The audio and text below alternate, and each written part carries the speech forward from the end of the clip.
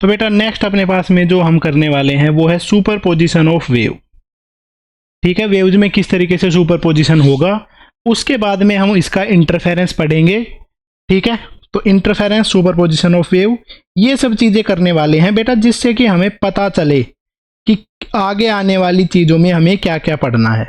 ठीक है, ताकि हम वेव जो है, जो वेव ऑप्टिक्स है उसमें इंटरफेरेंस और डिफ्रैक्शन है, उन सबको अच्छे तरीके से समझ सकें। तो ये जो टॉपिक होने वाला है बेटा यहाँ पे, ये अपने पास में क्लास 11 से ही रिलेटेड है। जिस बच्चे को ये क्लास 11 में ये चीज़ पढ़ी हुई है तो उसको कोई दिक्कत की बात नहीं है, वो इसको थोड़ा बहुत आगे कर सकता है। पर अगर पढ़ोगे तो ज़्यादा अच्छा रहेगा। मैं तो रिकमेंड करूँगा कि आपको पढ़ना ही चाहिए। ठीक है, super position of waves, waves का सुपर पोजिशन, ये हम यहाँ पे करने वाले हैं। वेव का सुपर पोजिशन है मतलब कि वेव आपस में सुपर इम्पोज हो रही है, दो वेव आपस में मिक्सअप हो रही है। ठीक है, तो बेटा जो लाइट है वो अपने पास में एक इलेक्ट्रोमैग्नेटिक वेव है। लाइट है वो कैसी वेव है, एक इलेक्ट्रोमैग्नेटिक वेव है। और जो इलेक्ट्रोमैग्नेटिक वेव है उसमें इलेक्ट्रिक फील्ड और मैग्नेटिक फील्ड दोनों ही होते हैं। ऐसा नहीं है कि सिर्फ मैग्नेटिक फील्ड या सिर्फ इलेक्ट्रिक फील्ड होता है। ठीक है, तो इलेक्ट्रिक फील्ड और मैग्नेटिक फील्ड दोनों होते हैं, बट अपनी जो आंखें हैं या अपना जो रेटिना है आंखों के अंदर में, वो सिर्फ इलेक्ट्रिक फील्ड के लिए थोड़ा सा ज़्यादा रेस्पॉन्सिव होता है। तो इलेक्ट्रिक फील्ड के लिए अगर ज़्यादा रेस्पॉन्सिव है तो इलेक्ट्रिक फील्ड की टर्म्स में ही हम सारी प्रॉपर्टीज़ पढ़ेंगे। जो वेव ऑप्टिक्स में जितने भी प्रॉपर्टी हैं सारी की सारी इलेक्ट्रिक फील्ड की टर्म्स में ही पढ़ी जाएंगी। ओके बेटा, तो देखो अब, तो ऐसा मान लेते हैं दो इलेक्ट्रिक फील्ड हैं, एक ऐसे एग्जिस्ट कर रहा है E1 जिसका मैग्नीट्यूड है E01 और साइन ओमेगा टी। ठीक है, एक अपने पास में एग्जिस्ट कर रहा है E2 और उसका मैग्नीट्यूड है E02 sine of omega t plus 5। इस तरीके से है। तो ऐसे करके अपने पास में दो इलेक्ट्रिक फील्ड हैं, जिनको मतलब कि दो इलेक्ट्रिक फील्ड हैं जो ऑसिलेट कर रही हैं, जो दो वेव बन रही हैं। ठीक है, इन दोनों के बीच में अगर बेटा फेज डिफरेंस की बात करी जाए तो कितना सा फेज डिफरेंस है। यहाँ का जो फेज है ये है ओमेगा टी, इधर का जो फेज है वो है ओमेगा टी प्लस 5। जैसे ये इलेक्ट्रिक फील्ड है ना बेटा, एक वेव की टर्म्स में है जिसका एम्पलीट्यूड है E01 और साइन की साइन वेव है ये, और साइन के अंदर में जो चीज़ लिखा रहता है उसको बोलते हैं फेज। ठीक है, E2 है अपने पास में क्या है, E02 तो है इसका मैग्नीट्यूड, साइन इसका जो फेज है वो है ओमेगा टी प्लस 5। यहाँ पे जनरली एक चीज काम आती है जिसको बोलते हैं फेज डिफरेंस। इधर पे जो दोनों वेव हैं उनके बीच में जो फेज का डिफरेंस है वो है फाई, क्योंकि एक का है ओमेगा टी प्लस 5, एक का है ओमेगा टी, इसमें से इसको घटाया तो क्या बचा, फाई। तो यहाँ पे जो फेज डिफरेंस है उसकी वैल्यू कितनी है, 5 पाई। ठीक है, अगर मैं बोलूं रिजल्टेंट इलेक्ट्रिक फील्ड, तो वेव की प्रॉपर्टी है जो रिजल्टेंट इलेक्ट्रिक फील्ड होगा वो उन दोनों इलेक्ट्रिक फील्ड का सम बन जाएगा। ठीक है, सम बन जाएगा मतलब कि E01 sine omega t plus E02 sine omega t plus pi, ऐसे करके इसको लिखा जाएगा। ठीक है, इन दोनों अपने पास में वेव है, इनको ऐड करने का जो मेथड है वो हम AC में भी पढ़ चुके हैं, अल्टरनेटिंग करंट वाले चैप्टर में भी, और यहाँ पे भी उस चीज़ को पढ़ने वाले हैं। ऐसी चीज़ को ऐड करने के लिए जो मेथड यूज करते हैं उसको बोलते हैं फेजर मेथड। जिस मेथड का यूज करते हैं उस मेथड को क्या बोला जाता है बेटा, फेजर मेथड। यहाँ पे थोड़ी सी जगह रख लेना भाई, ताकि ये चीज़ मैं आगे जाके लिखूं। फेजर मेथड में क्या है कि अपने पास में E01 और E02, मतलब कि ये दो वेव हैं, इनको ऐड करना है E1 और E2 को। तो E01 में क्या है कि इसका मैग्नीट्यूड है वो है E01, इसका मैग्नीट्यूड कितना है बेटा, E01। ठीक है, और इसके कोरस्पॉन्डिंग जो फेज है वो है ओमेगा टी। तो ओमेगा टी को मैंने रेफरेंस लाइन मान लिया है कि इस लाइन के अलोंग में जो भी फेज होगा वो ओमेगा टी ही होगा। ठीक है, E02 है बेटा दूसरी का मैग्नीट्यूड, और उसका फेज क्या है ओमेगा टी प्लस 5, मतलब ओमेगा टी तो यहाँ पे था, ओमेगा टी से कितना सा एंगल आगे है ये दूसरी वेव, तो उसका आंसर बोल देंगे भाई 5 आगे है। ठीक है, इसका जो मैग्नीट्यूड है वो है E02। अब इन दोनों का यूज करके अब ये दो वेक्टर बन चुके हैं, वेक्टर वाले तरीके से इनका आंसर निकाला जाएगा। अब दोनों का जो रिजल्टेंट होगा उसको लिखा जाएगा ये, जो जिसका मैग्नीट्यूड मैं मान लेता हूं कि है E0। ठीक है, अब इन दोनों के बीच में जो फेज डिफरेंस है उसकी वैल्यू आ गई है थीटा। ठीक है, तो बेटा जो रिजल्टेंट है ना वो ऐसा बन गया है जिसका मैग्नीट्यूड है E0 और वो साइन की रेफरेंस लाइन से कितना आगे है, थीटा आगे। ठीक है, तो ऐसे करके नेट रिजल्टेंट है उसको लिखा जाएगा। अब जो वेक्टर ही बन चुके हैं तो वेक्टर का रिजल्ट कितना होता है, ठीक है, वेक्टर का जो आंसर है उसकी वैल्यू ये आ जाती है, वेक्टर का जो रिजल्टेंट है उसकी वैल्यू आ जाती है E01 का स्क्वायर प्लस E02 का square plus 2E01 E02 cos of pi, ऐसे बनता है E0। ठीक है, इसी में हमसे कई बार ये एंगल थीटा पूछ लेता है, उसके लिए क्या फॉर्मूला लगा देंगे, वेक्टर वाला ही, tan theta is equal to E02 sine phi upon E01 plus E02 cos phi. ये फॉर्मूला यहाँ पे लगाया जा सकता है। ठीक है, ये अपने पास में इलेक्ट्रिक फील्ड की टर्म्स में जो है ये हमने लिख दिया है, फेजर मेथड होता है उसका जो बेसिक आइडिया है वो बता दिया है। आगे जैसे जैसे इसके क्वेश्चन आते जाएंगे हम करते जाएंगे। अगर किसी को वापिस से फेजर मेथड पढ़ना है तो वेव्स वाली वीडियो है वो देख सकते हो, या फिर जो एसी वाली वीडियो है वो देख सकते हो। अपने चैनल पे अगर नहीं है तो किसी और चैनल पे देख सकते हो, कहीं पे भी ये चीज़ें मिल जाएंगी। क्लास 11th का ही वैसे टॉपिक है। ओके बेटा, नेक्स्ट चीज जो है अपने पास में वो है इंटेंसिटी। इंटेंसिटी जो आई है, ठीक है, उसको कैसे डिफाइन किया जाता है। इंटेंसिटी बेटा किसी की भी होगी वो हो जाएगी इलेक्ट्रिक फील्ड का जो मैग्नीट्यूड है उसका स्क्वायर के डायरेक्टली प्रोपोर्शनल। ठीक है, किसी भी वेव है ना इलेक्ट्रोमैग्नेटिक वेव, उसकी जो इंटेंसिटी होती है उसके एम्पलीट्यूड के स्क्वायर के डायरेक्टली प्रोपोर्शनल रहता है। ठीक है, या फिर हम ये बोल सकते हैं जो अपने पास में इलेक्ट्रिक फील्ड के मैग्नीट्यूड है वो डायरेक्टली प्रोपोर्शनल है अंडर रूट ऑफ इंटेंसिटी के। पर जैसा कि हमारे पास में ये वाली जो इक्वेशन है यहाँ से क्या निकल के आया है, दोनों तरफ स्क्वायर करेंगे तो E0 का स्क्वायर होता है E01 का स्क्वायर प्लस E02 का square plus 2E01 E02 cos of phi. Phi है उन दोनों के बीच का फेज डिफरेंस। E0 के कोरस्पॉन्डिंग जो इंटेंसिटी है वो है बेटा अंडर रूट आई। ठीक है, E0 है वो रिजल्टेंट का अपने पास में था, तो इसके स्क्वायर के कोरस्पॉन्डिंग जो इंटेंसिटी होगी उसको आई से लिखा जाएगा। तो ये रिजल्टेंट की आई इंटेंसिटी है। E01 है जो I1 के कोरस्पॉन्डिंग, E02 है I2 के कोरस्पॉन्डिंग, 2 अंडर रूट I1 के corresponding under root I2 cos phi. तो बेटा रिजल्टेंट इंटेंसिटी का कभी फॉर्मूला पूछा जाए तो उसका फॉर्मूला ये बन जाया करेगा, resultant intensity will be equal to I1 plus I2 plus 2 under root I1 under root I2 cos phi. ठीक है, रिजल्टेंट इंटेंसिटी का जो फॉर्मूला है उसको डायरेक्टली याद रखना, रिजल्टेंट इलेक्ट्रिक फील्ड का जो फॉर्मूला है उसको भी डायरेक्टली याद रखना। ओके बेटा, ऐसे रहता है अपने पास में वेव का जो सुपरपोजिशन है वो।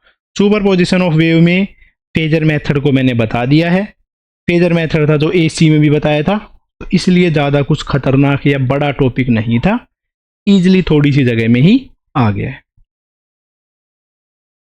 ठीक है, इंटरफेरेंस ऑफ टू वेव, ये हम अगला टॉपिक करने वाले हैं। ओके बेटा, इंटरफेरेंस की अगर मैं बात बताऊं, इंटरफेरेंस और सुपरपोजिशन में देखो क्या फर्क है। इंटरफेरेंस और सुपरपोजिशन दोनों के दोनों सेम ही है। अगर मैथमेटिकली अगर उसको लिख के चल रहे हैं तो उसको क्या बोलेंगे, सुपरपोजिशन, और एक्चुअल में वेव में वो चीज हो रही है तो उसको क्या बोला जाएगा, इंटरफेरेंस। बस इतना सा ही फर्क होता है इसमें। ठीक है, तो सबसे पहला अपने पास में जो इंटरफेरेंस है वो लिखने वाले हैं, interference of two incoherent waves. दो इनकोहेरेंट है वेव, उनके बीच का जो इंटरफेरेंस है उसको हम करने वाले हैं। इनकोहेरेंट का मतलब क्या है, ये चीज समझते हैं सबसे पहले। तो सुपरपोजिशन और इंटरफेरेंस का तो मतलब पता ही चल गया। इनकोहेरेंट सोर्स या इनकोहेरेंट वेव दोनों का मतलब सेम ही है। इनकोहेरेंट वेव का मतलब है कि दो ऐसी वेव जिनकी फ्रीक्वेंसी अलग अलग है या जिनकी फ्रीक्वेंसी में थोड़ा बहुत डिफरेंस है। ठीक है, ऐसे सोर्स या ऐसी वेव है उनको बोलेंगे इनकोहेरेंट वेव। ठीक है, incoherent source,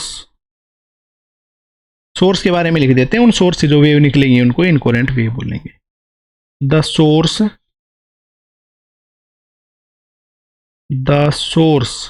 which produce waves with different frequency,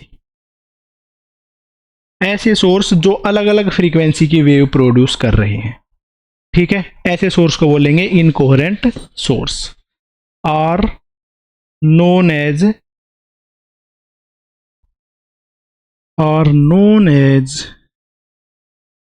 incoherent source, ऐसे सोर्स को बोलेंगे इनकोहेरेंट सोर्स। या दूसरी सेंस में ये भी बोल सकते हैं ऐसे सोर्स जिनके बीच में जो फेज डिफरेंस है वो कांस्टेंट ना हो। Source with variable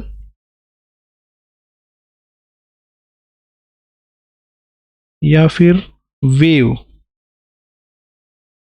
with variable phase difference, कोई ऐसी वेव जिनके बीच में जो फेज डिफरेंस है वो वेरिएबल हो, मतलब कि टाइम पे डिपेंड कर रहा हो। ठीक है, तो ऐसी जो वेव है उनको भी बोलेंगे इनकोहेरेंट वेव, या उनका जो सोर्स होगा उनको बोलेंगे इनकोहेरेंट सोर्स। एक सेकंड रुकना बेटा, स्क्रीन में प्रॉब्लम आ रही है, अभी मैं सही कर देता हूं।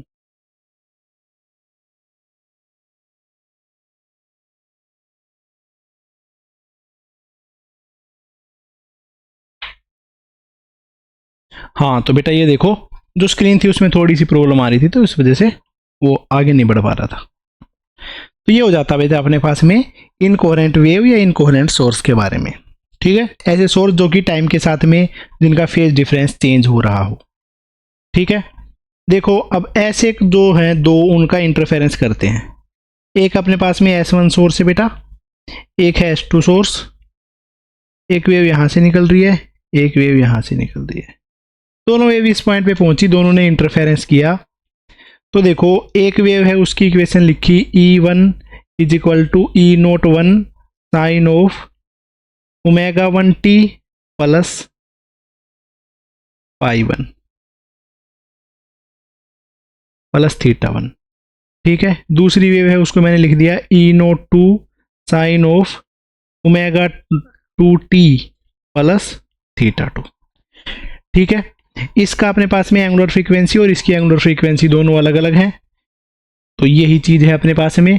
और क्योंकि इनकी फ्रीक्वेंसी अलग अलग है तो इनकी एंगुलर फ्रीक्वेंसी भी अलग अलग है। तो अब इस केस में जो इनके बीच का फेज डिफरेंस है उसको लिखते हैं। इन दोनों का फेज डिफरेंस है क्या, इसमें से इसका फेज घटा देंगे बेटा, ω2t minus ω1t plus θ2 minus θ1। ऐसे करके हमने इसको लिख दिया है। तो ये अपने पास में आ गया दोनों वेव्स के बीच का फेज डिफरेंस। अब दोनों का जो रिजल्टेंट है वो निकालते हैं। ठीक है, इलेक्ट्रिक फील्ड का नेट या इलेक्ट्रिक फील्ड का रिजल्टेंट का magnitude is equal to under root of, इसका मैग्नीट्यूड आ जाता है E01 का स्क्वायर प्लस E02 का square plus 2E01 E02 cos of phase difference. इनके बीच का जो फेज डिफरेंस है वो है बेटा ω2 minus ω1 into t plus θ2 minus θ1।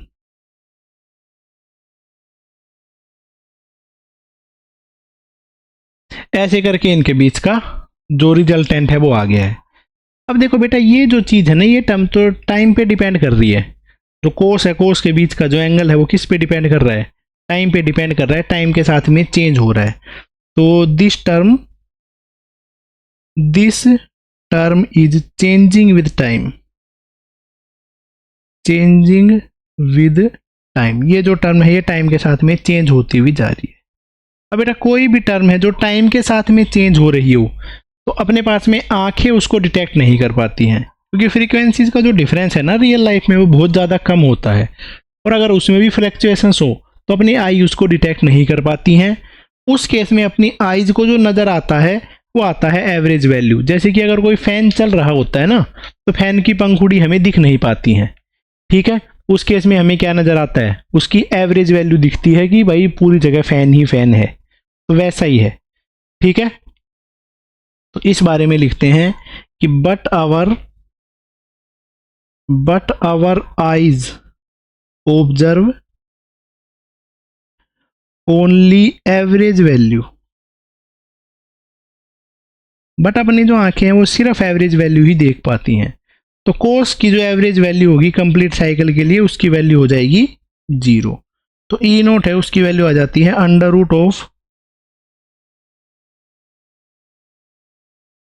Root of E nought 1 का स्क्वायर प्लस ई नोट 2 का स्क्वायर, ये अपने पास में वैल्यू आ जाती है, ठीक है। तो इलेक्ट्रिक फील्ड की जो वैल्यू है वो इतनी सी आ गई है, ठीक है। जैसा कि हमें पता है इंटेंसिटी जो होती है वो इंटेंसिटी अपने पास में डायरेक्टली प्रोपोर्शनल टू किसके रहती है, इलेक्ट्रिक फील्ड के मैग्नीट्यूड का स्क्वायर। बस तो ठीक बात है बेटा, इसको मैंने दोनों तरफ स्क्वायर किया तो ई नोट का स्क्वायर क्या आ गया है, ई नोट 1 का स्क्वायर प्लस ई नोट 2 का square.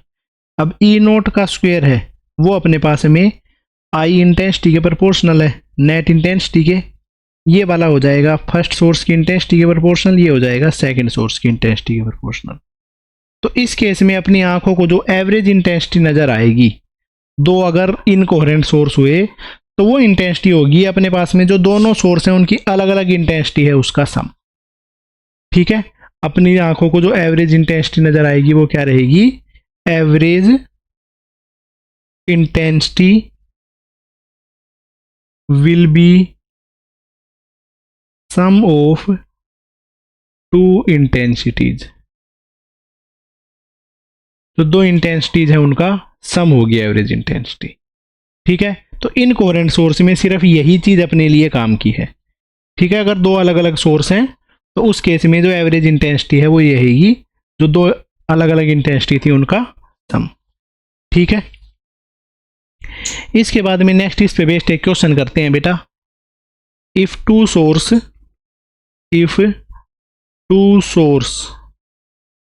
Have randomly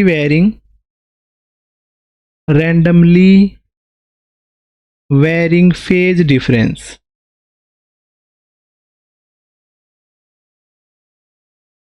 pi T, दो सोर्स हैं उनके बीच का जो फेज डिफरेंस है वो रैंडमली वेरी कर रहा है टाइम के साथ में, ठीक है। The resultant intensity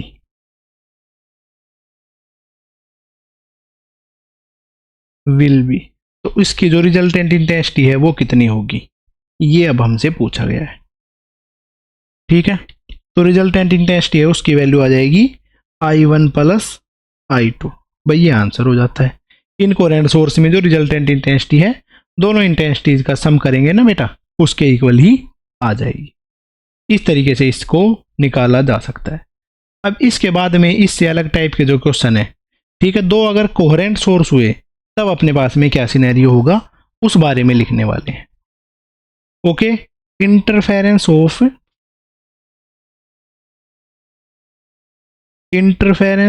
of to coherent sources, दो कोहेरेंट सोर्सेज का इंटरफेरेंस। कोहेरेंट सोर्स क्या है कि ऐसे सोर्स जिनकी सेम फ्रीक्वेंसी या एंगुलर फ्रीक्वेंसी उनकी सेम हो, ठीक है, ऐसे सोर्स को क्या बोलेंगे, कोहेरेंट सोर्स, ठीक है। Coherent source means two source of same angular frequency और source with constant phase difference, constant phase difference, ऐसे सोर्स जिनके बीच का जो फेज डिफरेंस है वो कांस्टेंट हो, ऐसे सोर्स को बोला जाता है कोहेरेंट सोर्स। देखो तो बेटा दो अपने पास में सोर्स हैं S1 और S2। ठीक है, पहले वाले केस में ज़्यादा हमें कुछ ज़रूरत नहीं थी तो इसलिए ज़्यादा डिटेल में उसको किया भी नहीं था। S1 और S2 बेटे दोनों सोर्स है ना, इस केस में कोहेरेंट सोर्स है, उनका इंटरफेरेंस है उसमें थोड़ी ज़्यादा चीज़ें देखी जाएंगी प्रॉपरली, कितना पाथ डिफरेंस है, कितना वेव चली है, सारी चीज़ें देखी जाएंगी। तो इसको हम थोड़ा सा ज़्यादा डिटेल में पढ़ते हैं पहले वाले के कंपेरेटिवली। ठीक है, तो ये एक थोड़ा सा ज़्यादा इंपॉर्टेंट टॉपिक बन जाता है। देखो एक सोर्स है S1, S1 से लेकर एक वेव P तक गई, S2 से लेकर एक वेव P तक गई। यहाँ तक में वेव ने जो पाथ डिफरेंस चला वो था x1, इधर तक वेव ने जो पाथ चला है वो है x2। इतना सा मतलब पाथ लेंथ चली वो है x1, इस तक में वेव ने जो चली है वो है x2। ओके बेटा, ठीक है। पहली वाली जो वेव है उसकी इक्वेशन में लिखता हूँ, उसकी क्या है कि दोनों का वेव फ्रीक्वेंसी तो सेम ही है, E1 is equal to E01 sine of omega t minus KX1 plus θ1। ठीक है, तो बेटा इसकी जो है अपने पास में इक्वेशन है उसको क्या लिखेंगे, ओमेगा टी माइनस KX। मान लेते हैं प्लस x डायरेक्शन में जा रही है वेव, तो उसको मैंने लिख दिया है omega t minus KX। Next है E2, सेकेंड वाली के कोरस्पॉन्डिंग जो इलेक्ट्रिक फील्ड है वो है, इसका मैग्नीट्यूड है E02 साइन ऑफ, फ्रीक्वेंसी दोनों की सेम ही है तो दोनों का ओमेगा है वो सेम ही है, माइनस KX2 प्लस θ2। ऐसे करके दो वेव हैं, उनके कोरस्पॉन्डिंग जो इलेक्ट्रिक फील्ड है वो लिखा गया है। अब अगला काम होता है इन दोनों के बीच का फेज डिफरेंस निकालना। तो फेज डिफरेंस निकालते हैं, फेज डिफरेंस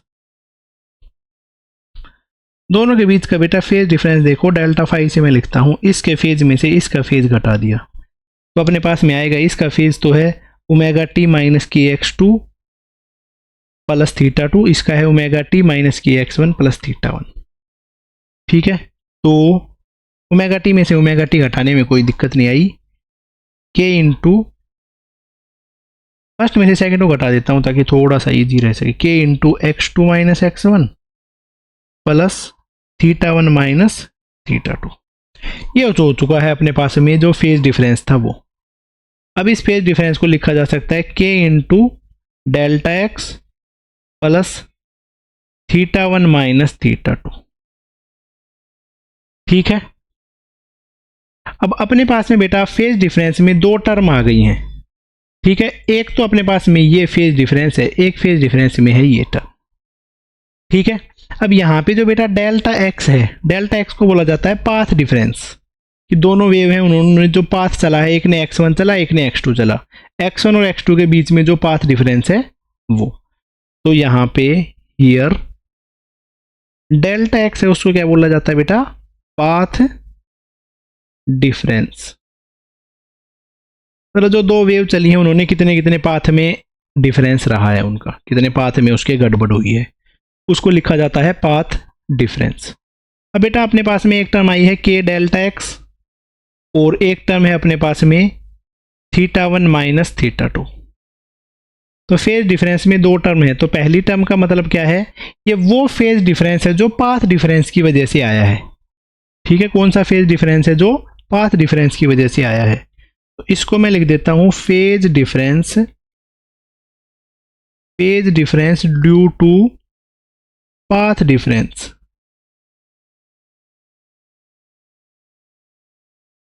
पाथ डिफरेंस की वजह से जो फेज डिफरेंस बना है वो। और θ1 माइनस θ2 इसको लिखा जाता है phase difference due to initial phase. Initially phase में जो डिफरेंस था, इसमें से पहले से ही इनिशियल फेज था, इसमें भी पहले से ही इनिशियल फेज था। ठीक है, तो इसको बोल देंगे phase difference due to initial phase. Initial phase की वजह से जो फेज डिफरेंस आया है वो। ठीक है। अगर इनिशियली कोई डिफरेंस नहीं होता, जनरली ऐसा ही रहेगा बेटा, इससे आगे वाले आने वाले जो भी चीज़ें हैं उनमें कि स्टार्टिंग से कोई भी फेज नहीं रहेगा। ठीक है, तो इन जनरल मतलब ऐसा क्वेश्चन आएगा तो भी हमें आंसर आना चाहिए, बट जनरली जो होता है वो चीज़ लिख रहा हूँ, इन जनरल। उस केस में बेटा θ1 और θ2 वो दोनों के दोनों सेम होते हैं, उस वजह से कोई भी फेज डिफरेंस है वो क्रिएट नहीं होता है। तो उस केस में जो फेज डिफरेंस है वो सिर्फ और सिर्फ पाथ डिफरेंस की वजह से ही आता है। Phase difference is equal to k into delta x. तो इस केस में जो फेज डिफरेंस है उसको लिखा जाता है k इंटू डेल्टा एक्स। के की वैल्यू होती है 2 पाई बाई लैम्डा जो कि एंगुलर वेव नंबर है इंटू डेल्टा एक्स। वेव के बारे में जब हमने पढ़ा था, जो EM वेव है उसमें पढ़ा था, उसमें भी ये चीज़ बताई है। ठीक है, wave number, path difference, lambda, सारी चीज़ें बताई गई थी, यहाँ पे भी बता दी हैं बेटा। ठीक है, तो ऐसा कोई अपने पास में सिनेरियो आएगा ना, तो उसमें जो रिजल्टेंट की इंटेंसिटी होगी, रिजल्टेंट इलेक्ट्रिक फील्ड होगा, उसकी वैल्यू हो जाएगी अंडर रूट ऑफ E01 का स्क्वायर प्लस E02 का square plus 2E01 E02 cos of delta phi. उसका आंसर ये आ जाता है। ठीक है, इसके कोरस्पॉन्डिंग अगर मुझे इंटेंसिटी लिखनी हो तो इंटेंसिटी लिखनी हो तो दोनों तरफ स्क्वायर कर लेंगे, उसके अकॉर्डिंगली इंटेंसिटी लिखी जाएगी। रिजल्टेंट है जो वेव, उसकी इंटेंसिटी आएगी I1 plus I2 plus 2 under root I1 under root I2 cos of delta phi. ये जो पहले से ही लिखी हुई थी वही चीज़ें हैं। ठीक है, या पहले से ही पढ़ी हुई हैं वही चीज़ें हैं। ठीक है, तो अगर अपने पास में कोहेरेंट सोर्स हैं तो उसके कोरस्पॉन्डिंग जो फॉर्मूले बन गए हैं वो ये बन गए हैं। बेटा इससे आगे जितने भी सोर्स आएंगे वो कोहेरेंट सोर्स ही आएंगे। ठीक है, तो कोहेरेंट सोर्स पे ही बेस्ड क्वेश्चन किया करेंगे। ठीक है, पहले तो इसके बारे में थोड़ा सा और पढ़ लेते हैं, उसके बाद क्वेश्चन ही क्वेश्चन करने हैं बेटा इसके। ठीक है, क्वेश्चन इसके बहुत ज़्यादा हैं, इस पे बेस्ड टॉपिक भी हैं, वो टॉपिक भी इम्पोर्टेंट है। ठीक है, तो वो सारी चीज़ें करेंगे। पहले इसका और थोड़ा सा जो केसेस बनते हैं ना वो कर लेते हैं। अब बेटा जो इंटरफेरेंस है ना, इंटरफेरेंस में दो स्पेशल केस आते हैं। ठीक है, एक है कंस्ट्रक्टिव इंटरफेरेंस, एक है डिस्ट्रक्टिव इंटरफेरेंस। ठीक है, तो वो दोनों की दोनों चीज़ें भी करने वाले हैं। तो सबसे पहले टाइप का जो इंटरफेरेंस हम करने वाले हैं वो है बेटा कंस्ट्रक्टिव इंटरफेरेंस। कंस्ट्रक्टिव इंटरफेरेंस का मतलब है दो वेव हैं उनको इस तरीके से ऐड किया जाए कि उनका रिजल्टेंट है वो मैक्सिमम आ जाए, उसको बोलेंगे हम कंस्ट्रक्टिव इंटरफेरेंस। ओके, तो सबसे पहले टाइप का इंटरफेरेंस लिखते हैं कंस्ट्रक्टिव इंटरफेरेंस। ये चीज याद रखनी है बेटा, constructive interference, destructive interference. Constructive interference में देखो क्या होता है, दो वेव हैं इस तरीके से ऐड करी गई कि उनका एम्पलीट्यूड मैक्सिमम हो जाए। टू वेव्स आर इंटरफियर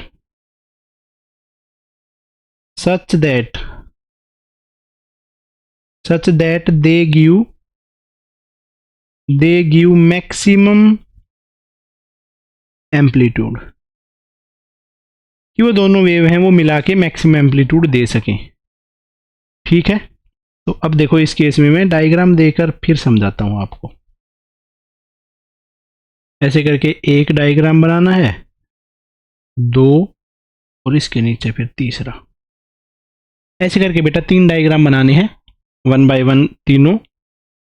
ठीक है, ये हमने बना दिया रेफरेंस के लिए लाइन, यहां से कर देता हूं। हाँ, सबसे पहले तीनों की तीनों जो है वो साइन वेव है बेटा। ठीक है, पहली वेव है वो इस तरीके से है, कलर बदल देते हैं भाई इसका। सबसे पहली वेव है वो इस तरीके से है, दूसरी वेव है वो इस तरीके से है। ठीक है, पहली वाली वेव है ना, पहले वाला जो इलेक्ट्रिक फील्ड की वेव है, ये अपने पास में E1 है, ये है अपने पास में E2, ये है अपने पास में E। ठीक है, रिजल्टेंट वाले को मैं E लिख देता हूं या E रिजल्टेंट। ठीक है, पहले वाली का जो एम्पलीट्यूड था वो था E01, दूसरी वाली का जो एम्पलीट्यूड है वो है E02। अब बेटा इन दोनों को ऐड करेंगे तो देखो पॉजिटिव में पॉजिटिव ऐड हो रहा है, तो इन दोनों का रिजल्टेंट करेंगे तो E1 प्लस E2 से आता है। ठीक है, दोनों को ऐड करेंगे तो इस तरीके से ये वेव बन जाएगी जिसका कि एम्पलीट्यूड बढ़ जाएगा। ठीक है, नेगेटिव में जब उसको ऐड किया तो ये नेगेटिव में बढ़ गया और ये हो गया। ये ऐसे इंटरफेरेंस को बोलते हैं कंस्ट्रक्टिव इंटरफेरेंस, कि दोनों को इस तरीके से ऐड किया कि कंस्ट्रक्टिवली दोनों ऐड हो गई हों। ठीक है, अब जो अपने पास में रिजल्टेंट बनी है, रिजल्टेंट वाली वेव, ठीक है, रिजल्टेंट वाली वेव का अगर मैं मैग्नीट्यूड लिखना चाहूँ तो इसका अपने पास में मैग्नीट्यूड हो जाता है E01 प्लस E02। ये E रिजल्टेंट वाली वेव थी। ठीक है, इनका मैग्नीट्यूड है वो बढ़ के अपने पास में दोनों का ऐड हो गया है, E01 प्लस E02। ठीक है, कंस्ट्रक्टिव इंटरफेरेंस है। इसको देखो बेटा कैसी है। अपने पास में इलेक्ट्रिक फील्ड का जो रिजल्टेंट वैल्यू है, ठीक है, या जो नेट इलेक्ट्रिक फील्ड है जिसको कि मैं E0 से लिख दे रहा हूं, ठीक है, उसकी वैल्यू आ जाएगी बेटा अंडर रूट ऑफ E01 का स्क्वायर प्लस E02 का square plus 2 E01 E02 cos of delta phi. ठीक है, अब बेटा देखो, अगर अपने पास में दोनों के दोनों वेव हैं, उनका एम्पलीट्यूड अगर मैक्सिमम करना है, ठीक है, तो एम्पलीट्यूड मैक्सिमम करने के लिए हमारे पास में क्या सिचुएशन होनी चाहिए? तो बेटा एम्पलीट्यूड मैक्सिमम करने के लिए इसके अंदर में सिर्फ ये फाई है, फाई चेंज हो सकता है। तो उस केस में फाई की वैल्यू क्या हो जानी चाहिए? कोस फाई जो है उसकी वैल्यू क्या हो जानी चाहिए? मैक्सिमम। तो कोस की मैक्सिमम वैल्यू क्या होती है? 1। इसका मतलब है जब फेज डिफरेंस दोनों वेव के बीच में 0 हो जाए तो दोनों के दोनों सेम फेज में है, ये और ये दोनों सेम फेज में है, जिससे करके इन दोनों को ऐड हो गया। ठीक है, जब भी अपने पास में फेज डिफरेंस है वो 0 हो जाएगा तो उस केस में जो इलेक्ट्रिक फील्ड का एम्पलीट्यूड है वो मैक्सिमम हो जाएगा। यहां पे ये क्या बन चुका है? मैक्सिमम। ठीक है, जब फेज डिफरेंस किसी भी दो वेव के बीच में 0 का होगा तो उस केस में जो अपने पास में कंस्ट्रक्टिव इंटरफेरेंस होगा, दोनों वेव इस तरीके से ऐड होंगी कि रिजल्टेंट है वो मैक्सिमम बन सके। तो फेज डिफरेंस को बेटा मैंने लिख दिया है 0, बट जैसा 0 होता है वैसा ही 2 पाई होता है। 0 और 2 पाई में तो कोई डिफरेंस ही नहीं है। 0 या 360 डिग्री आर बोथ सेम। ऐसे ही 4 पाई भी सेम ही है भाई, 6 पाई भी, ये सारे की सारी चीज़ें सेम ही चीज़ को रिप्रेजेंट कर रही हैं। या मैं ऐसा लिख सकता हूँ कि डेल्टा फाई जो है वो हो जाना चाहिए 2n पाई। ठीक है, और n है उसकी वैल्यू होनी चाहिए 0 प्लस माइनस 1 प्लस माइनस 2 ऐसे करके। ठीक है, जो n है वो हो जाना चाहिए इंटीजर। इसका मतलब है कि 2 पाई का इंटीग्रल मल्टीपल होना चाहिए। 2 पाई को 0 से मल्टीप्लाई करें तो 0 आएगा, 2 पाई को 1 से मल्टीप्लाई करेंगे तो ये आएगा, -1 से करते तो वही नेगेटिव आ जाता। तो जब भी कंस्ट्रक्टिव इंटरफेरेंस अपने पास में होना है उस केस में जो फेज डिफरेंस है वो E1 मल्टीपल ऑफ पाई होना चाहिए। ठीक है, या इंटीग्रल मल्टीपल ऑफ 2 पाई होना चाहिए। ठीक है, so phase difference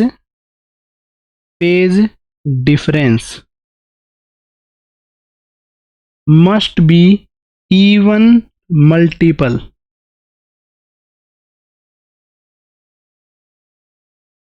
of pi.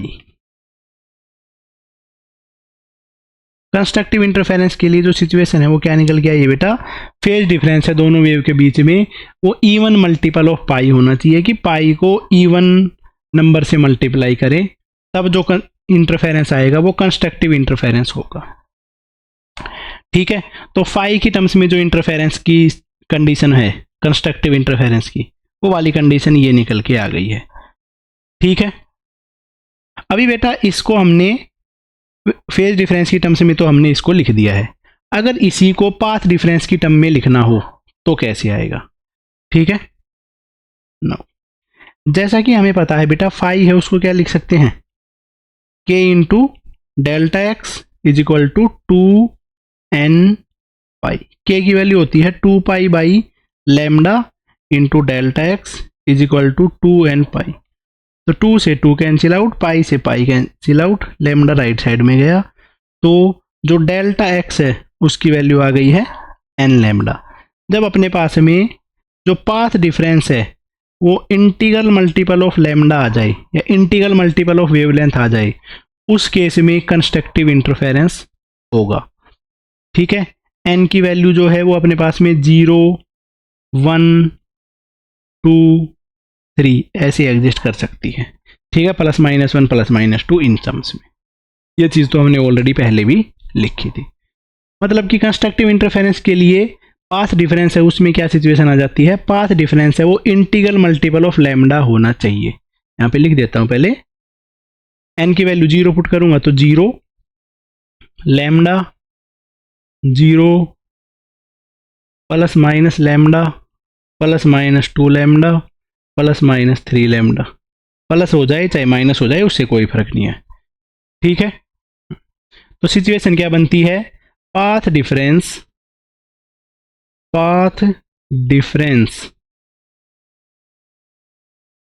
Must be integral multiple of lambda. जब पाथ डिफरेंस है वो लैम्डा का इंटीग्रल मल्टीपल आएगा तो उस केस में अपने पास में कंस्ट्रक्टिव इंटरफेरेंस की सिचुएशन बन रही होगी। ओके बेटा, तो ये अपने पास में सिनेरियो बन जाता है। यहाँ पे जो इलेक्ट्रिक फील्ड की मैक्सिमम वैल्यू है वो अपने पास में क्या आ जाती है, E01 + E02। ठीक है, अभी लिखा था बेटा, कोई दिक्कत वाली बात है ही ना। इसकी जो मैक्सिमम वैल्यू है वो क्या आ गई है, E01 + E02। ठीक है, इलेक्ट्रिक फील्ड के कोरस्पॉन्डिंग इंटेंसिटी लिखते हैं, ई मैक्सिमम के कोरस्पॉन्डिंग जो इंटेंसिटी आएगी, जैसा कि हमें पता है electric field is directly proportional to √ of intensity, या intensity directly proportional to electric field के मैग्नीट्यूड का स्क्वायर। तो मैक्सिमम इलेक्ट्रिक फील्ड के कोरस्पॉन्डिंग आ जाएगा मैक्सिमम इंटेंसिटी, इसके कोरस्पॉन्डिंग आ जाएगी इंटेंसिटी I1 + इंटेंसिटी I2। इसका मतलब है दोनों तरफ मैंने स्क्वायर किया तो लेफ्ट का √ हट गया, राइट साइड में क्या बचा है, √I1 + √I2 का स्क्वायर। तो जो मैक्सिमम इंटेंसिटी है वो बन जाती है √I1 + √I2 का होल स्क्वायर। तो ये हो जाता है कंस्ट्रक्टिव इंटरफेरेंस। ओके बेटा, ऐसे अपने पास में ये सिनेरियो बनता है। जब भी मैक्सिमम इंटेंसिटी होती है या कंस्ट्रक्टिव इंटरफेरेंस होता है तो उस केस में जो इंटेंसिटी है उसकी वैल्यू हो जाती है √I1 + √I2 का होल स्क्वायर। ऐसे करके मैक्सिमम इंटेंसिटी है उसको निकाला जा सकता है। ओके, चलो तो भाई इसके बाद में इससे नेक्स्ट टाइप का जो इंटरफेरेंस है वो करते हैं। नेक्स्ट टाइप का जो इंटरफेरेंस है बेटा वो होता है डिस्ट्रक्टिव इंटरफेरेंस। नेक्स्ट टाइप का इंटरफेरेंस क्या होता है बेटे, डिस्ट्रक्टिव इंटरफेरेंस। लो तो भाई उसको लिख देते हैं डिस्ट्रक्टिव इंटरफेरेंस। दो वेव हैं, इस तरीके से इंटरफेरेंस किया है कि दोनों एक दूसरे को अपोजिटली ऐड हो रही हैं। ठीक है, या एक ऐसे हो रही हैं कि उनके बीच का जो एम्पलीट्यूड है वो मिनिमम हो सके, ऐसे इंटरफेरेंस को बोला जाता है डिस्ट्रक्टिव इंटरफेरेंस। पहले तो डायग्राम की टर्म्स में ही तुम्हें समझा देता हूं। एक वेव ऐसी बनाएंगे बेटे, दूसरी वेव यहाँ पे बनाएंगे और तीसरी वेव यहाँ पे बना देंगे। चलो वो तो बढ़िया चीज है। इधर से स्टार्ट करते हैं, रेफरेंस वाली लाइन है ये। लो भाई, इतनी सी वेव है, इतनी सी ही वेव हम बनाएंगे। देखो बेटा, पहली है साइन वेव, इस तरीके से है, दूसरी वाली वेव इस तरीके से। ठीक है, पहली वाली साइन वेव है, दूसरी वाली जो साइन वेव है वो है इस तरीके से, उससे जस्ट अपोजिट डायरेक्शन की वेव है। तो बेटा इसमें देखो, जब पॉजिटिव है उस केस में इसमें है नेगेटिव, तो इसका मतलब है जो एम्पलीट्यूड है वो कम होकर ऐसा बन जाएगा। पहली वाली जो वेव थी उसका अगर एम्पलीट्यूड था E1, E01, इसका जो एम्पलीट्यूड है वो है अपने पास में E02। इसमें से इसका एम्पलीट्यूड घट गया तो जो रिजल्टेंट है उसका एम्पलीट्यूड बचा है E01 minus E note to. ये है अपने पास में E1, ये है E2, ये है E का रिजल्टेंट। ऐसा जो अपने पास में सिनेरियो है उसको बोलते हैं डिस्ट्रक्टिव इंटरफेरेंस। अब बेटा देख के ही पता चल रहा है दोनों वेव अगर अपोजिट डायरेक्शन में है, दोनों अपोजिट में है, तो उनका फेज क्या होता है 180 डिग्री। ठीक है, तो 180 डिग्री आएगा इनका फेज। अब उसके अकॉर्डिंगली लिखते हैं two waves interfere such that the amplitude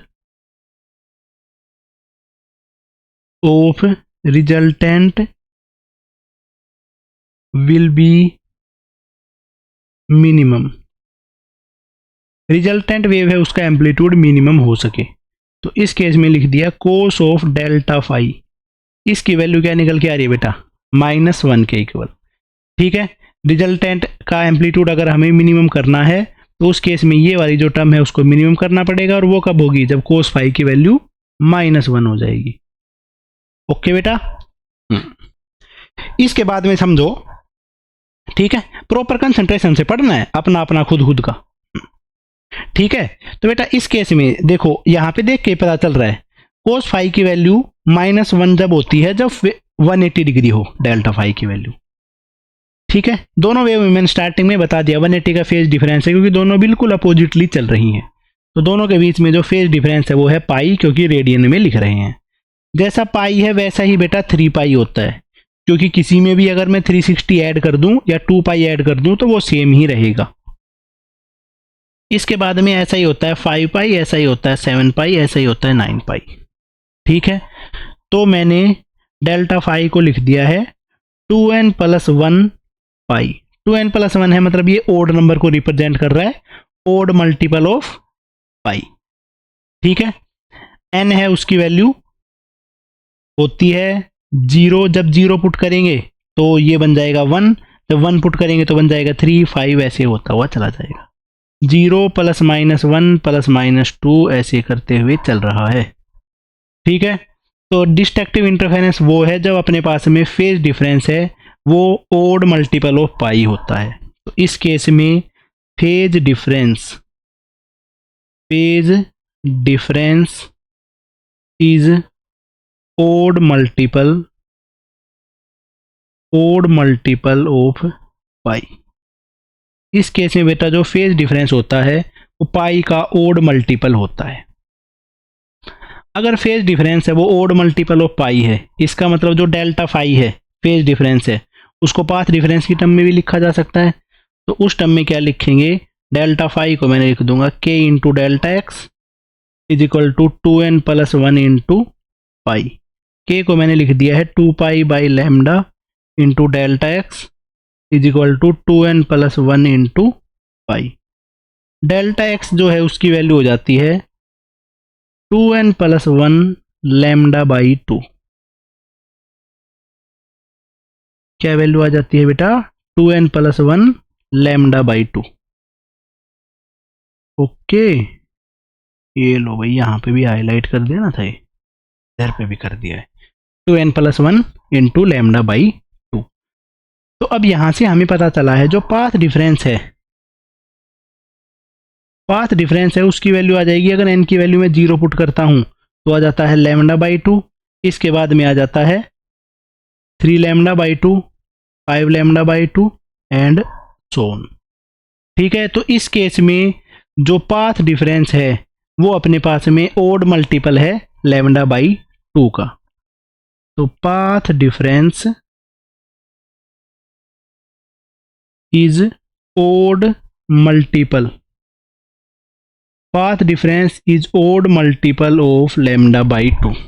तो ऐसा केस होता है अपने पास में ये। इस केस के अंदर में अपना जो डिस्ट्रक्टिव इंटरफेरेंस है वो आता है, तो हमने जो डिस्ट्रक्टिव इंटरफेरेंस थी उसकी सिचुएशन को लिख लिया है, उसकी जो कंडीशन अपने पास से बनती हैं उन सब कंडीशंस को हमने लिख लिया है। ठीक है, इधर इस केस में बेटा जो अपने पास में इंटेंसिटी बनेगी या जो इलेक्ट्रिक फील्ड का मैग्नीट्यूड बनेगा वो क्या बनेगा भाई, मिनिमम बनेगा। तो जो मिनिमम इंटेंसिटी बनेगी या जो मिनिमम इलेक्ट्रिक फील्ड बनेगा वो लिख देते हैं। ठीक है, इलेक्ट्रिक फील्ड की वैल्यू इस केस में नेट इलेक्ट्रिक फील्ड जो है वो क्या बनता है, एम्पलीट्यूड मिनिमम बनता है, उसकी वैल्यू आती है E01 माइनस E02। ये जो है अपने पास में दोनों का मैग्नीट्यूड इसलिए लिया है बेटा, अगर E02 ज़्यादा है तो उसमें से इसको घटा देंगे, अगर ये ज़्यादा है तो इसमें से इसको घटा देंगे एम्पलीट्यूड निकालने के लिए। ठीक है, इसका मतलब अगर मुझे इंटेंसिटी की मिनिमम वैल्यू लिखनी है तो उसको लिखा जाएगा √I1 माइनस √I2 का स्क्वायर। ठीक है, दोनों इसके कोरस्पॉन्डिंग इंटेंसिटी लेके चल लेंगे, इसके कोरस्पॉन्डिंग इंटेंसिटी लेके चल लेंगे, इसके कोरस्पॉन्डिंग, और दोनों तरफ में स्क्वायर करेंगे तो उससे ये सिचुएशन बन जाएगी। तो बेटा इसमें बनती थी √I1, क्योंकि बीच में सिर्फ माइनस का ही तो डिफरेंस है, सेम बन जाएगा बस। मिनिमम इंटेंसिटी है वो अपने पास में इस तरीके से बन जाती है। ओके बेटा, नेक्स्ट निकल लेते हैं अपने पास में नोट करके। ये समझना बेटा, ये एक काम किसी चीज लिखवा रहे हैं, ठीक है, इससे अगला जो कंसेप्ट है ना वो सोल्व हो पाएगा। जैसे कि मैंने कि ये रेफरेंस लाइन खींच दी है, आगे मैंने लगा दी है बेटा स्क्रीन, ये मैंने एक स्क्रीन लगा दी है और इस स्क्रीन पे मैंने यहाँ पे और यहाँ पे दो कोहेरेंट सोर्स रख दिए हैं S1 और S2। ठीक है, दोनों कोहेरेंट सोर्स इधर से बिल्कुल बराबर डिस्टेंस पे है, कोई दिक्कत वाली बात नहीं है। इस स्क्रीन के ऊपर में अगर मैं इस पॉइंट पे जाके चेक करूं तो बेटा यहाँ तक का ये डिस्टेंस है और ये डिस्टेंस है, दोनों एग्जैक्टली सेम है। इसका मतलब कि बेटा इस पॉइंट पे अगर लिखा जाए तो यहाँ पे जो पाथ डिफरेंस है उसकी वैल्यू क्या है, 0, और यहाँ पे जो इंटेंसिटी है उसकी वैल्यू क्या हो जाएगी, मैक्सिमम। जब पाथ डिफरेंस 0 है तो इंटेंसिटी क्या हो जाती है, मैक्सिमम। ठीक है, इससे ऊपर का बेटा कोई ऐसा पॉइंट होगा, थोड़ा सा ऊपर जाने पे वो पॉइंट आ रहा होगा जहां पे पाथ डिफरेंस है ना वो हो जाएगा λ/2। इसका मतलब है इस वेव ने जितना डिस्टेंस चला है और इस वेव ने जो डिस्टेंस चला है इसमें से इसका डिस्टेंस घटा देंगे तो वो क्या आएगा, λ/2। यहाँ पे जो इंटेंसिटी है वो क्या आ जाएगी, मिनिमम। ठीक है बेटा, इधर में एक ऐसा पॉइंट होगा जहां पे पाथ डिफरेंस है वो λ आ जाएगा और इस केस में जो इंटेंसिटी है वो फिर से क्या हो जाएगी, मैक्सिमम। ऐसे ही कोई यहाँ पे एक ऐसा जगह एग्जिस्ट करेगी जहाँ पे इस वेव ने जितना डिस्टेंस चला है और इस वेव ने जितना डिस्टेंस चला है दोनों का मैं डिफरेंस निकालूं तो उनका जो डिफरेंस है, उनका जो पाथ डिफरेंस है वो आ जाएगा 3λ/2, और ओड मल्टीपल ऑफ λ/2 है तो इंटेंसिटी क्या हो जाएगी, मिनिमम। तो ऐसा सा अपने के पास में एक पैटर्न नजर आ रहा होगा जहां पे कहीं पे मैक्सिमम इंटेंसिटी है, कहीं पे मिनिमम, कहीं पे मैक्सिमम, कहीं पे मिनिमम। जहां पे बेटा मैक्सिमम इंटेंसिटी होती है उसको बोलते हैं मैक्सिमा या ब्राइट, वहां पे ब्राइट पैच नजर आएगा, यहाँ पे डार्क पैच नजर आएगा, मतलब यहाँ पे थोड़ा सा अंधेरा नजर आएगा क्योंकि यहाँ पे कम इंटेंसिटी, यहाँ पे ज़्यादा फिर कम, फिर ज़्यादा फिर कम, फिर ज़्यादा फिर कम, ऐसी सिचुएशन यहाँ पे बन रही होती है। ठीक है, इसी सिचुएशन पे, इसी प्रिंसिपल पे बेस्ड ही अपने पास में जो ये है, ये प्रॉपर्टी अपने पास में है ना, इस पे बेस्ड ही हम लाइट का जो इंटरफेरेंस है वो शो करते हैं। कोई भी वेव है बेटा वो ऐसा ही पैटर्न शो करती है। लाइट के केस में ऐसा पैटर्न शो करना थोड़ा सा अपने लिए मुश्किल हो सकता है, बट एक्चुअल में लाइट ऐसा पैटर्न शो करती है। वही चीज हम आज करेंगे। ओके बेटा, यहां से मेरे बच्चे एक और चीज समझ में आई है, अपने पास में एक और डिफाइन करा जाता है जिसको बोलते हैं कॉन्ट्रास्ट। एक है उसको क्या बोला जाता है, कॉन्ट्रास्ट, और कॉन्ट्रास्ट को डिफाइन किया जाता है maximum intensity upon minimum intensity. ये अपने पास में रेशियो होता है मैक्सिमम इंटेंसिटी और मिनिमम इंटेंसिटी का।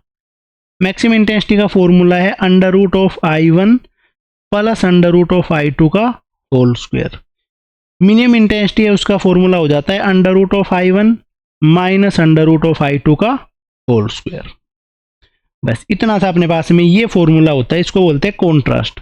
कॉन्ट्रास्ट को मतलब ये है कि बेटा हमें जो चीज दिखाई दे रही है वो कितनी ज्यादा बढ़िया तरीके से दिख रही है। ठीक है, कोई अगर मान लो देखो एक धुंधली सी स्क्रीन है, पुराने टाइम के जो टीवी होते थे उनका कॉन्ट्रास्ट अच्छा नहीं होता था। आज के टाइम के जो टीवी हैं, जो मॉडर्न टीवी है, मॉडर्न मोबाइल हैं, उन सब का कॉन्ट्रास्ट बहुत अच्छा होता है। ठीक है, तो कॉन्ट्रास्ट का यही मतलब होता है कि कौन सी चीज हमें कितनी ज्यादा अच्छी नजर आ रही है, और कॉन्ट्रास्ट को डिफाइन किया जाता है maximum intensity upon minimum intensity.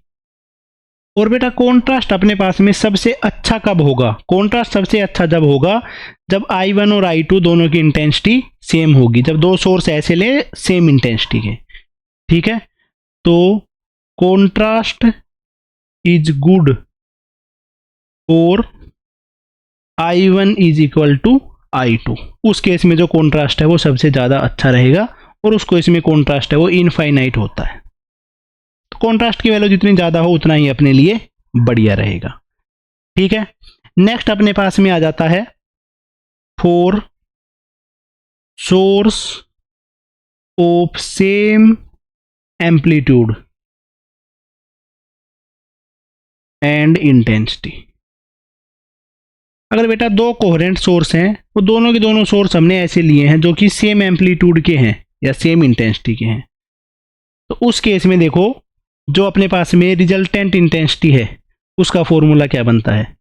उसका फॉर्मूला एक्चुअल होता है बेटा I1 plus I2 plus 2 under root I1 under root I2 cos of phase difference. ये फॉर्मूला होता है बेटा। इस केस में दोनों की इंटेंसिटी सेम ही है, तो दोनों की इंटेंसिटी मान लेता हूँ I0 plus I0 plus 2 under root I0 से I0 बन जाएगा कोस ऑफ डेल्टा फाई। तो ये हो जाता है 2I0 प्लस 2I0 कोस डेल्टा फाई। तो 2I0 को मैंने कॉमन ले लिया, 1 प्लस कोस डेल्टा फाई। ये तो हो गया 2I0। 1 plus cos delta phi है ना, इसको लिख सकते हैं 2 cos square delta phi by 2। तो ये जो 2 है बाहर के साथ मल्टीप्लाई हो जाता है, तो इसका आंसर आ जाता है 4I0 cos square of delta phi by 2। तो उस केस में ये हो जाती है रिजल्टेंट इंटेंसिटी। अगर दोनों सोर्स हैं, मैं सेम इंटेंसिटी के ही ले लूं, तब ये फॉर्मूला यूज किया जा सकता है। ठीक है बेटा, इस केस में जो मैक्सिमम इंटेंसिटी है उसकी वैल्यू आ रही है 4I0, और इस केस में जो मिनिमम इंटेंसिटी है उसकी वैल्यू आ रही है 0। 4I0 जब होगा तो मैक्सिमम इंटेंसिटी, मिनिमम इंटेंसिटी है तो ये। ठीक है, फॉर्मूले ओरिजिनल फॉर्मूले में पुट करते तो ये बेटा सेम ही आता है, क्योंकि ओरिजिनल फॉर्मूले से ही ये लिखा है। मैक्सिमम इंटेंसिटी जब आती है जब पाथ डिफरेंस है वो 0, lambda, 2 lambda, 3 lambda, integral multiple of lambda होता है।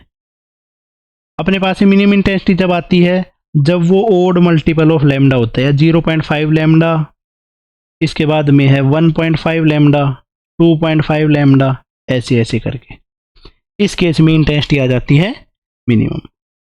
तब इस पे बेस्ड एक दो क्वेश्चन है वो कर लेते हैं, बाकी क्वेश्चन इस पे बेस्ड और भी क्वेश्चन आएंगे, बट वो यंग्स डबल स्लिट एक्सपेरिमेंट के बाद ही हम कर पाएंगे।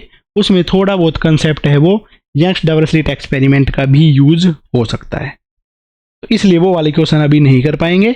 यहाँ पे एक दो क्वेश्चन जो है वो तो कर ही लेते हैं।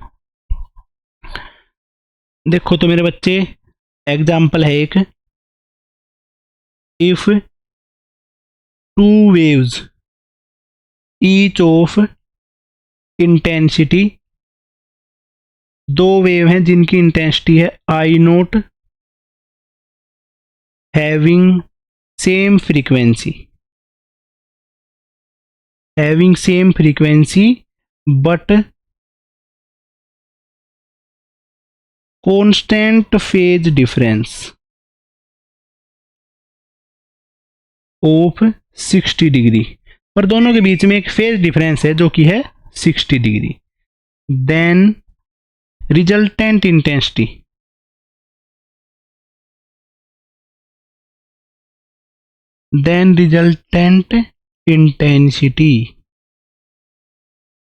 Will be.